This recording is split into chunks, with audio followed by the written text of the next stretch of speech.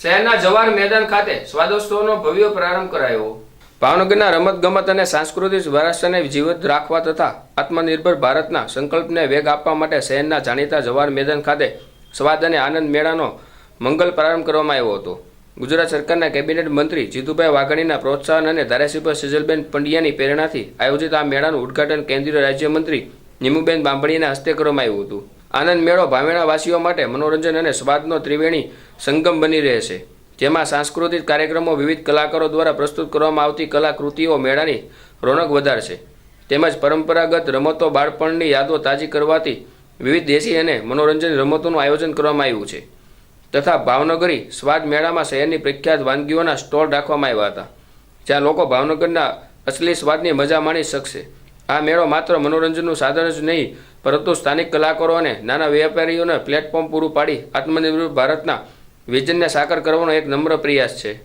આ કાર્યક્રમમાં કેન્દ્રીય રાજ્યમંત્રી નીમુબેન બાંભણીયા, મેયર ભરતભાઈ બારડ, શહેર પ્રમુખ કુમારભાઈ શાહ, જિલ્લા પ્રમુખ દિગ્વિજયસિંહ ગોહિલ, શિક્ષણ સમિતિના સદસ્યો તથા વોર્ડ સંગઠનના હોદ્દેદારો તથા કાર્યકર્તાઓ, શુભેચ્છક મિત્રો તેમજ વિશાળ સંખ્યામાં ભાવેણાવાસીઓ ઉપસ્થિત રહી મેળાનો આનંદ માણ્યો હતો।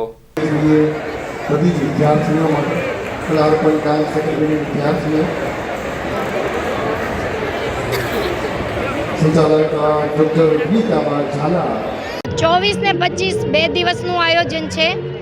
આત્મનિર્ભર ભારત અંતર્ગત આપણે આત્મનિર્ભર ભાવનગરની સમિતિ દ્વારા આજે આ 2 દિવસનો સ્વાદ અને આનંદનો મેળો કર્યો છે અને એનું નામ સ્વાદોત્સવ આપ્યું છે।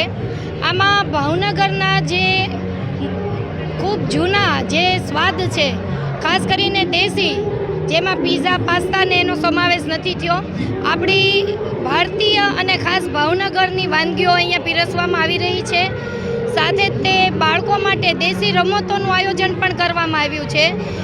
એ જ રીતના 2 દિવસ અહીંયા સાંસ્કૃતિક પ્રોગ્રામ પણ થવાનો છે। સાથે સાથે અહીંયા તુલસી પૂજન, શ્રદ્ધેય અટલજીને શતાબ્દી વર્ષ શરૂ છે, એમને શ્રદ્ધાંજલિ ને પુષ્પાંજલિ થશે। એ જ રીતના જે 4 સાહેબજાદાઓ છે એમના પિક્ચર અને પ્રદર્શની પણ અહીંયા બતાવવામાં આવવાની છે। એટલે આ 2 દિવસ ભાવનગરના લોકોની માટે સ્વાદ અને રમતનો આનંદોત્સવ અને સાથે સાંસ્કૃતિક પ્રોગ્રામ પણ છે અને ખૂબ સારો રિસ્પોન્સ મળી રહ્યો છે। ખૂબ મોટી સંખ્યામાં લોકો અહીંયા આવી રહ્યા છે।